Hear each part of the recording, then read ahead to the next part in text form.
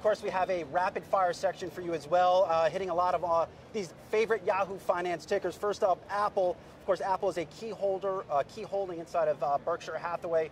And Miles, naturally, it took a little while to get that Apple question, but it was interesting how it was posed to him. It did, and well, we kind of got to it in two ways. I think what'll draw the headlines is Buffett saying, I don't understand the product at all, or, I don't understand the phone, but I understand the business. He understands the business of selling phones, not necessarily how one makes a phone. But that also got into really what I think Apple has become the most instructive holding within Berkshire's portfolio.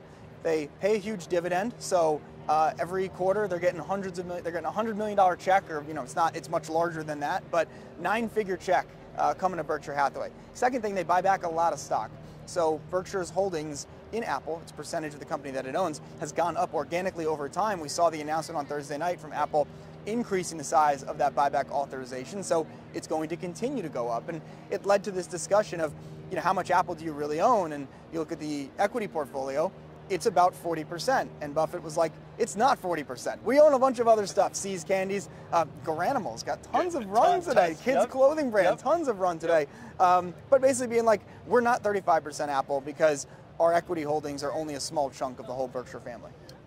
You look at Apple and you have to think, is this the new Coca-Cola for this generation in terms of an investment for Warren Buffett? Is this Warren Buffett connecting with that next generation of investors? I think, look, you can kind of say, and Buffett would probably say this, it doesn't really matter what the product is. They have a dominant position in the market, they make a ton of money, they return a bunch of that money to shareholders. So whether you're selling Coca-Cola or you're selling iPhones, it hits all those criteria. And whatever generation you want to call any company, any company coming from, Buffett's going to like those characteristics. Next up, rapid fire session here. Paramount, of course, on Friday, the stock got absolutely slaughtered, slashing its dividend, bad quarter, lots of losses. And one thing that stuck with me from that quarter from Paramount, Miles, when I talked to Amex's CEO, Stephen Squeri, that story is on our homepage now, he says, do not surprise Warren Buffett. To me, he sounded surprised at this event. He did not come out and say, Bob Bakish is a phenomenal manager. Of course, that's the CEO of Paramount. He didn't do it. He didn't do it. Well, we just talked about how Warren Buffett likes companies that return a lot of capital to shareholders. What did Paramount come out and do on Thursday? They cut their dividend. And Buffett says, never good when a company announces a material cut to their dividend. You're trying to shore up your capital position. You can't give it back to your owners, basically. So I'll be interested to see what happens with that position. It's a small part of the Berkshire equity portfolio. Kind of came up, I don't want to say out of nowhere. He has a long history investing in the media business, but all of a sudden it's like, oh, Buffett owns a bunch of Paramount. Now he owns 93 million shares of the company. And so we get into the conversation about the streaming wars. And I thought his comments on your eyeballs were quite hilarious. Yeah, eyeballs are matter, but in that he goes, everyone loves to use their eyes. No, yes, so it's key. I mean, he's clearly bullish eyes, but in that context, there's a lot of competition for our eyeballs, which is why I think that stake in Paramount disclosed in November last year raised a lot of eyebrows because it wasn't really Warren Buffett-y. I think everyone thinks the same thing, and we'll kind of look. The 13F will come out, I guess, middle of next week on what they did or didn't do in the first quarter. So I think some questions there with that position.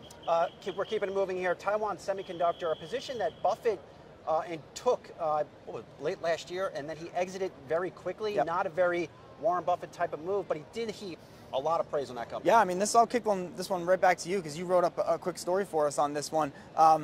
He heaped a lot of praise on it, and he kind of had a weird, I don't know, I couldn't make sense of exactly what the point was on not wanting exposure to Taiwan, but saying U.S.-China relations might be fine, everyone has blame. I couldn't quite sort that one out. Yeah, and if you're an Intel and you're a lot of these other chip makers, to not hear Warren Buffett say you're doing cool stuff, not exactly a great thing. Lastly, Occidental Petroleum.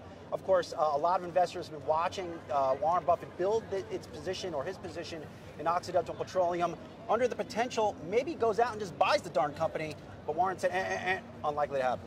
He was very blunt. We are not going to make a play to take control of the company. They have approval to buy up to 50% of the outstanding shares. I think they own about 25% today.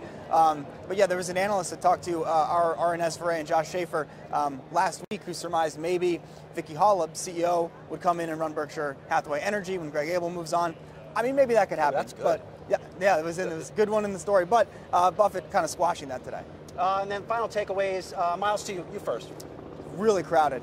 Man, this place is crowded. This place yesterday, extremely stressful going to the convention hall. For me, two takeaways. One, amazing to see Warren Buffett, 92 years old, Charlie Munger, 99 years old, answering all these questions in top form. I'm just fascinated by the whole thing. And the next, last but not least, on Monday, the Morning Brief newsletter. Please do check that out, subscribe, whatever. We're looking into the succession battle, or not battle, or succession plan here from Warren Buffett and Berkshire Hathaway. Lots of interesting little nuggets that our team pulled here from the event. But that's it for yours truly. I'm Miles Udland. We're going to get back and get some air conditioning. It's a little warm here in Omaha, Nebraska. We'll see you guys later.